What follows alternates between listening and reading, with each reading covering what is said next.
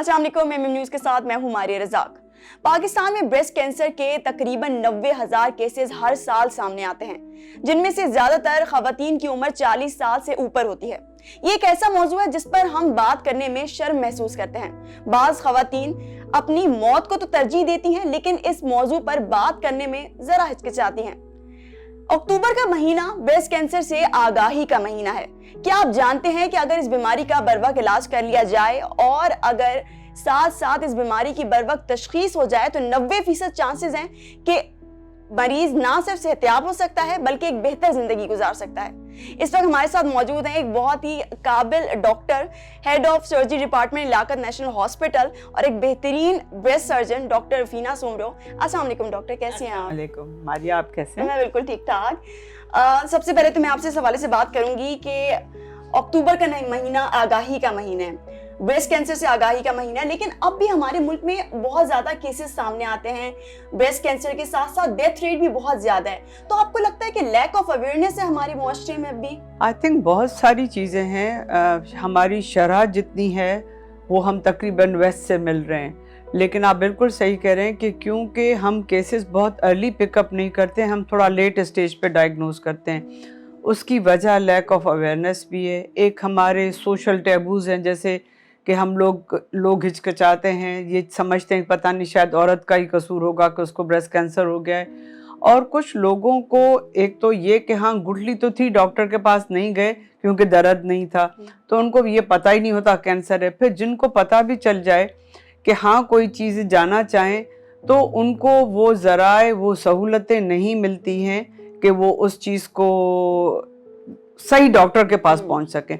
और जनरली सब लोग जो एक पहले एंटीबायोटिक दे देते हैं, फिर छोड़ देते हैं। और अभी एक्सरेज की सहूलत बहुत सारे जगहों पे नहीं है, बायोप्सी की नहीं है, अगर है तो ट्रीटमेंट कहाँ कराएं। कैंसर ट्रीटमेंट बहुत सारी चीज़ें चाहिए होती हैं, सर्जन चाहिए, कीमोथेरेपी चाहिए, शुआएं चाहिए, तो पैसा भी बहुत लगता है। कुछ लोगों के पास रिसोर्सेज नहीं है, फाइनेंशियल रिसोर्सेज नहीं है, वो डॉक्टर वो सहूलतें एक आम आदमी तक मौजूदा नहीं है। तो जाहिर है फिर जब प्रॉपर ट्रीटमेंट नहीं होती है तो फिर डेथ रेट थोड़ा सा बढ़ जाता है। ठीक कह रही हैं आप, बिल्कुल। अच्छा, मैं आपसे एक और ये सवाल करूंगी कि अभी भी हमारे मुल्क में बहुत नॉर्मली ये बीमारी देखी जा रही है, तो ऐसे कौन से रिस्क फैक्टर हैं जिसकी वजह से ब्रेस्ट कैंसर इतना नॉर्मल हो चुका है? और क्या हमको ऐसी प्रोडक्ट, स्पेशली कोई खास ऐसी प्रोडक्ट्स इस्तेमाल कर रहे हो जिनका इस्तेमाल नहीं होना चाहिए? देखिए, प्रोडक्ट से तो नहीं होता, कुछ रिस्क फैक्टर्स तो जो हैं जो कि हम अवॉइड नहीं कर सकते हैं। जैसे एक फ़ीमेल होना एक रिस्क फैक्टर है, और नंबर ऑफ मेंस्ट्रुअल साइकिल जिस औरत की ज़िंदगी में ज़्यादा होंगे उनका रिस्क बढ़ जाता है। यानी आप अर्ली पीरियड शुरू हों और लेट ख़त्म हो तो अलग हो जाता है। कुछ चीज़ें जो हैं इस तरीके से जो हमारे काबू में नहीं है, किसी को पहले कोई बीमारी हो चुकी है, किसी की फैमिली में किसी को कोई ब्रेस्ट कैंसर है तो रिस्क बढ़ता है। तो हम ना फैमिली बदल सकते हैं, ना जेंडर बदल सकते हैं, ना कुछ जो हमारे इख्तियार में नहीं है। लेकिन जो चीज़ें हम बदल सकते हैं और जिनका रिस्क है वो ये कि अगर early marriage, first full time birth जो है बिफोर द एज ऑफ 35 हो तो प्रोटेक्टिव इफेक्ट है। तो अक्सर आजकल जितना प्रोफेशनलिज्म का दौर शुरू हो गया, लड़कियां भी बहुत पढ़ लिख के प्रोफेशनल फील्ड में आना चाहती हैं, तो वो शादी अगर डिले हो जाए और फर्स्ट प्रेगनेंसी डिले हो जाए तो रिस्क बढ़। जो लोग अपने बच्चों को फीड करें उसका प्रोटेक्टिव इफेक्ट है, तो 2 साल तक तो अर्ली फीडिंग करें। मोटापा एक एक अपने लिहाज से एक रिस्क फैक्टर है, और वो मोटापा, वेट गेन जो मेनोपॉज के बाद हो। तो अगर हम अपने वेट को काबू में करें, एक्सरसाइज करें, मुरगन ग़िज़ाओं से परहेज़ करें, हेल्दी खाना खाएं, एक बोल ऑफ फ्रूट और एक बोल ऑफ सैलड्स, और कम से कम हफ्ते में 4 घंटे ब्रिस्क वॉक करें टोटल, तो ये सारी चीज़ें प्रोटेक्टिव चीज़ें हैं। टोबैको, अल्कोहलिज्म, ओबेसिटी, ये सारी चीज़ों से हम परहेज़ कर सकते हैं। लेकिन कोई प्रोडक्ट इस्तेमाल करने से पर्टिकुलर रिस्क ऐसे बढ़ता नहीं है। ठीक है। अच्छा, एक और ये सवाल मैं करूंगी कि बेसिकली तो हमें वैसे चेकअप तो कराते रहना चाहिए हर खातून को, लेकिन हमारे यहाँ पर फिर भी अगर कोई नहीं करवा रहा चेकअप तो एक सर्टेन ऐसा कोई सिम्टम जिसके अपेयर होते साथ ही आप ये कहें कि भाई उसको फौरी तौर पे डॉक्टर से ट्रीटमेंट लेना चाहिए या फौरी तौर पे टेस्ट करवाना चाहिए? बिल्कुल सही है। हर औरत को जब शऊर पकड़ती है तो अपना एग्जामिनेशन खुद करना चाहिए, और उनको अगर थोड़ी सी भी उसमें तब्दीली नज़र आती है तो डॉक्टर से रुजू करना चाहिए। 90% गुठलियाँ जो होती हैं वो बेज़रर होती हैं। तो कुछ लोग तो इतना होता है, एक एक्सट्रीम एंड पे कोई भी गुठली नज़र आती है डॉक्टर के पास आ जाते हैं, कुछ हो गया, जाके उनको हम मना करते हैं कि ये कैंसर की अलामत नहीं है। और कुछ जो है वो कैंसर की अलामत होती हैं, वो उस पर बैठे रहते हैं। आम अलामत क्या होती हैं? कोई भी गुठली नमूदार हो, वो डॉक्टर देख के एक्सरे करके बायोप्सी करके बताएगा कि ये कैंसर की है या नहीं है। लेकिन मेजॉरिटी ऑफ टाइम हमको देखने से भी पता चल जाता है। तो कोई गुठली नमूदार हो रही हो, कोई खाल अंदर धस रही हो, कोई एक प्रोमिनेंट बल्ज नज़र आ रहा हो, निपल अंदर की तरफ है, खाल में वरम हो जाता है, ऐसे लगता है जैसे नारंगी का छिलका, वो नज़र आने लगे। एक ब्रेस्ट की साइज़ दूसरे ब्रेस्ट से मुख्तलिफ है, एक ये लेवल जो है ऊपर नीचे है, और निपल से कोई ब्लड स्टेन डिस्चार्ज हो रहा है, निपल अंदर की तरफ चली गई है, और बाज़ दफ़ा बगल में कोई गुदूद मालूम हो तो उसकी वजह से भी। मैं ये नहीं कह रही हूँ कि ये सारे अलामात की वजह से कैंसर ही है। जैसे बगल में ग्लैंड जो है वो टीबी से या किसी और बीमारी से भी हो सकता है, लेकिन अगर थोड़ी सी भी तब्दीली महसूस करें कि है तो डॉक्टर से रुजू करना चाहिए, और डॉक्टर आपको फिर बताएगा कि कैंसर है नहीं है और उसके लिए क्या करना चाहिए। लेकिन क्योंकि दर्द नहीं हो रहा, क्योंकि इब्तदाई मरहले में इसमें दर्द नहीं होता, दर्द नहीं हो रहा तो हम उस पर बैठ जाएं और डॉक्टर के पास नहीं जाएं तो उसमें चीज़ें फिर हाथ से निकल जाती हैं। बिल्कुल हमें अवॉइड नहीं करना चाहिए, बल्कि फौरी तौर पे हमें डॉक्टर के पास जाना चाहिए। ठीक है। अच्छा, एक मैं ये पूछना चाहूँगी, देखो मैमोग्राफी जो यूज़ किया जाता है, एक टर्मिनोलॉजी यूज़ की जाती है, कहते हैं कि इसके कराने के बाद ज़्यादा तेज़ी से कैंसर फैलता है, तो ये एक मिथ है क्या? आप ये सही है? एब्सोल्युटली मिथ है। पूरी दुनिया में स्क्रीनिंग या प्रिवेंशन के लिए या स्क्रीनिंग के लिए मैमोग्राम इस्तेमाल होता है। मैमोग्राम एक ब्रेस्ट का एक्सरे है, और उस मशीन पे जो सिर्फ डेडिकेटेड मैमोग्राम मशीन पे, उस पे सवाए ब्रेस्ट के एक्सरे मैमोग्राम के और कोई चीज़ नहीं होती है। और आम लफ्ज़ों में अगर आप देखें तो मैं बोलूँ कि ये ऐसा ही है जैसे आपने 15 मील गाड़ी में तय किया और पूरा सिगरेट भी नहीं, क्वार्टर ऑफ अ सिगरेट पिया। तो आप और हम जो सड़कों पे पीते हैं रोज़ाना, जो हमारी बसों का धुआं निकलता है, वो क्वार्टर सिगरेट से तो ज़्यादा ही होता है, और हम वो रोज़ लेते हैं, और घर से काम पे आने जाने से वक्त 2 दफ़ा लेते हैं। तो ये तो हम कह रहे हैं साल में 2 साल में मैमोग्राम कराएं, तो 2 साल में एक क्वार्टर ऑफ अ सिगरेट, ये कहीं नहीं लिखा कि बाकायदा मैमोग्राम कराने से ब्रेस्ट कैंसर होता है। ये तो आपको अर्ली डायग्नोसिस देता है। और पूरे जो पढ़े लिखे लोग हैं जहाँ पे, या वो लोग जिनको बाशऊर हैं, वो अपनी सोसाइटी में, जैसे ऑस्ट्रेलिया में अगर कोई औरत नहीं कराती है तो पुलिस ले जाके उनके शॉपिंग मॉल में एक्सरे मशीन रखी हुई है, वो करा के वापस छोड़ जाते हैं। तो अगर ऐसा होता तो बाकी वहाँ से तो चीज़ें बेहतर हो रही हैं ना। तो ये मिथ है, मैमोग्राम करने से कोई कैंसर का रिस्क नहीं बढ़ता। एक तो लोगों के पास हमारे यहाँ सहूलतें नहीं है, और जब मैमोग्राम करते हैं तो ब्रेस्ट को 2 एक्सरे ऑफ ईच ब्रेस्ट लेते हैं, थोड़ी देर के लिए कंप्रेस करते हैं, for that fraction of a second थोड़ा सा डिस्कम्फर्ट होता है। लेकिन आजकल वो मशीनें भी ऑटोमेटिक पैडल हैं, जैसे एक्सरे लेते हैं इमीडिएटली कंप्रेशन प्लेट उठ जाती है। तो लोग उससे डरते हैं कि ये दर्द हो रहा है या ये हो रहा है, ये मिथ है। और हमारे यहाँ बहुत सिर्फ एक्सरे का एक मिथ है और बहुत सारे मिथ्स हैं, और हम अपने मिथ्स में ही गिरे रहते हैं। और वो बजाय कि किसी डॉक्टर से मशवरा लेने के, मेरी क्लिनिक के बाहर बैठी हुई जो ख़वातीन होती हैं वो भी एक दूसरे को बहुत मशवरे दे रही हैं, और हमारे लोग उस मशवरों को बहुत मानते भी हैं। और इसके अलावा भी नॉन मेडिकल लोग बहुत ज़्यादा ओपिनियन देते हैं, जो कि बाज़ दफ़ा उसका कोई साइंटिफिक बेसिस नहीं होता। ठीक है जी। अच्छा, एक और मैं पूछूँ कि अगर किसी में डायग्नोज हो जाता है तो फिर उसको बेसिक ट्रीटमेंट क्या दिया जाता है, और क्या सर्जरी नेसेसरी होती है इसके लिए? डायग्नोसिस के लिए हमें जो चीज़ें चाहिए होती है, एक डॉक्टर की एग्जामिनेशन भी क्या मिलता है, एक एक्सरे जो मैमोग्राम पे, तीसरी चीज़ जो मैं मिथ का जिक्र करना चाह रही हूँ ख़ास तौर से बायोप्सी है। बग़ैर बायोप्सी के किसी की भी कैंसर ट्रीटमेंट एटलीस्ट आज के एविडेंस बेस्ड दौर में नहीं होना चाहिए। और मिथ्स ये आता है कि बायोप्सी लगाने से, लोहा लगाने से बीमारी फैलती है। पूरी दुनिया में यही हो रहा है, ठीक है। अब ना सिर्फ बायोप्सी से हमें ये पता चलता है कि ये कैंसर है कि नहीं है, किस टाइप का है, किस चीज़ों से, दवाओं से इसका इलाज मुमकिन है। तो हम मरीज़ आते हैं कि नीडल नहीं लगाना, लेकिन चाकू लगा के ऑपरेट कर दो, वो चलेगा।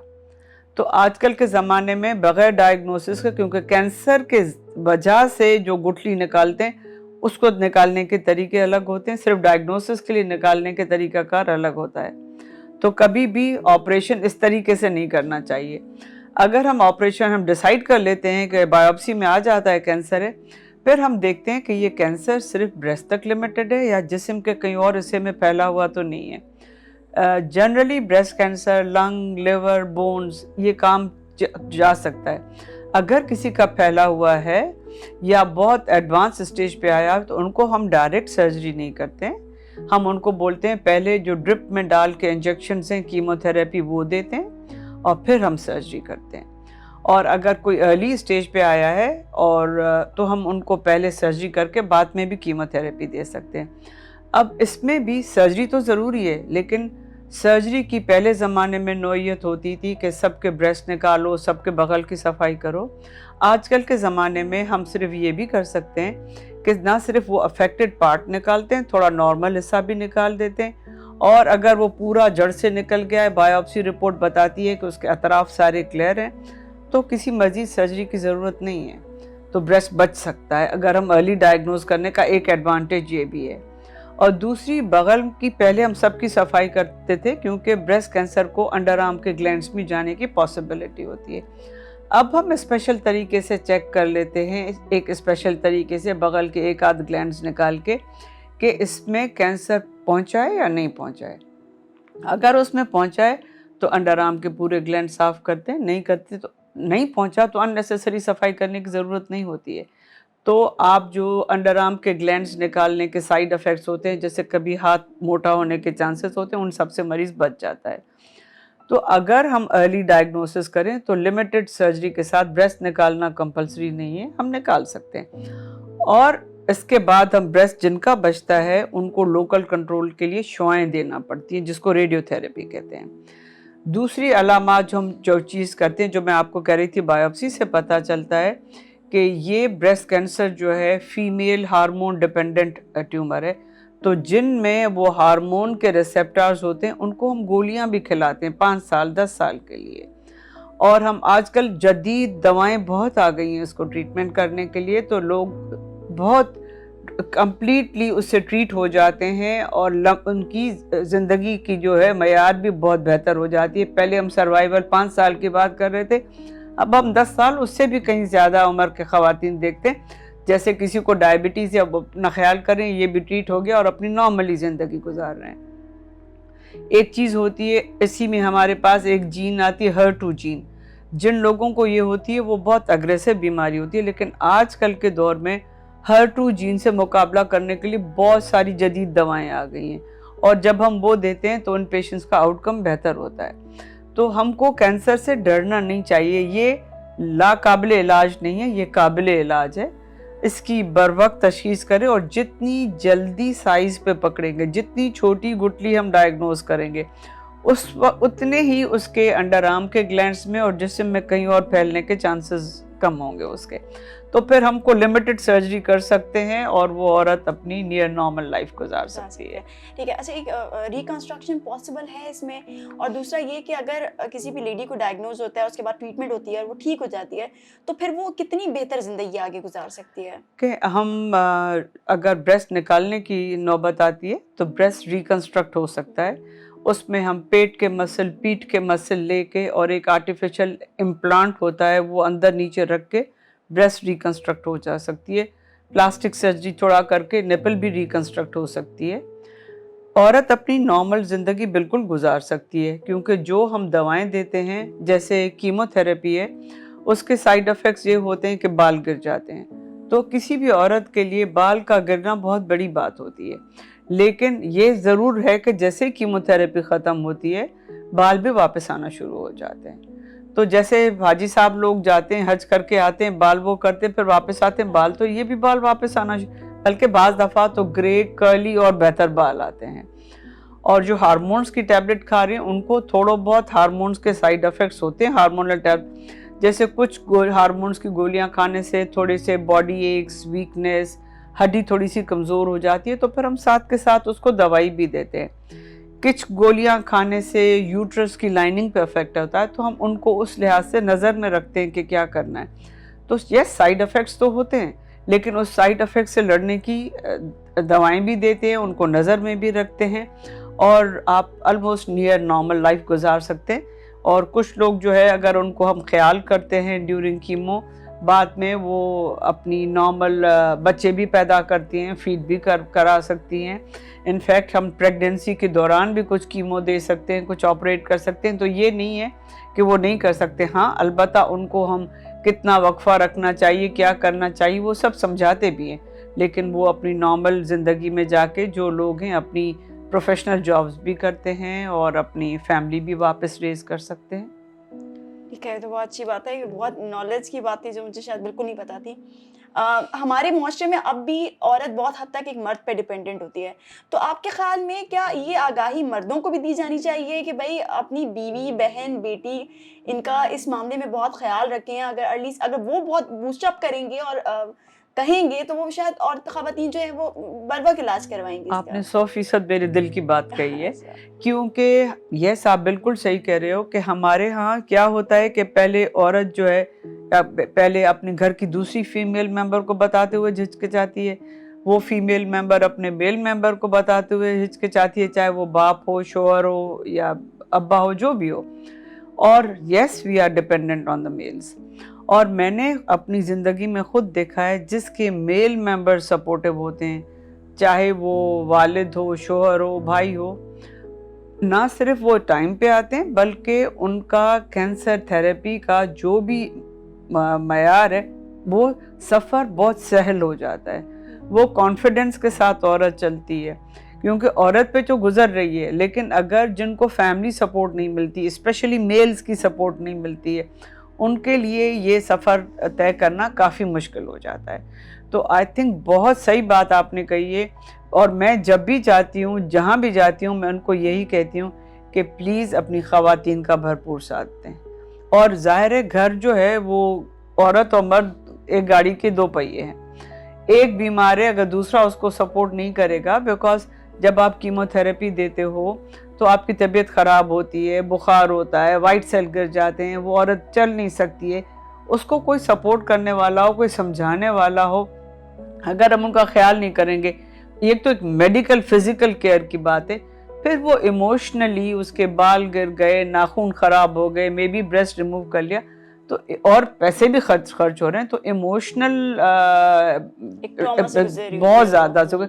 تو اس کو وہ سائیکولوجیکل, وہ ایموشنل سپورٹ اگر ایک گھر کے جو بڑا ہوتا ہے میل ممبر سے ملتی ہے تو وہ بھی خاتون بہت آسانی سے گزر جاتی ہے.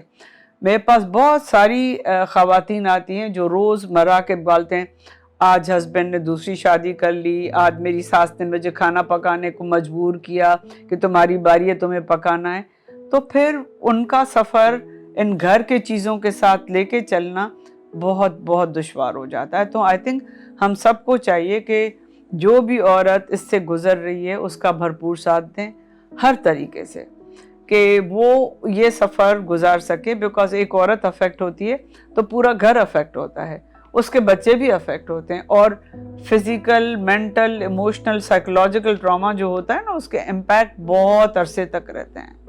بالکل, ایک عورت کے لیے بہت ضروری ہے اس معاملے میں ایک مرد کا ساتھ, بلکہ مجھے لگتا ہے ایک فیملی کا ساتھ بہت ضروری ہے. بالکل صحیح. آپ کا بہت شکریہ, آپ نے ہمیں وقت دیا, آپ کا وقت بہت قیمتی تھا, کیونکہ آپ جو کام کر رہی ہیں وہ ہمارے لیے ہم کہیں گے کہ باعث فخر ہے. بہت شکریہ آپ کا. اسی کے ساتھ مجھے دیجیے گا اجازت. اللہ حافظ. تازہ ترین خبریں, تحقیقاتی رپورٹس اور اسٹاک مارکیٹ کے حالات, کھیلوں کی خبریں, شوبز اور سوشل میڈیا ٹرینڈز صرف ایک کلک کی دوری پر. MM نیوز کی اپلیکیشن ڈاؤن لوڈ کریں اور باخبر رہیں.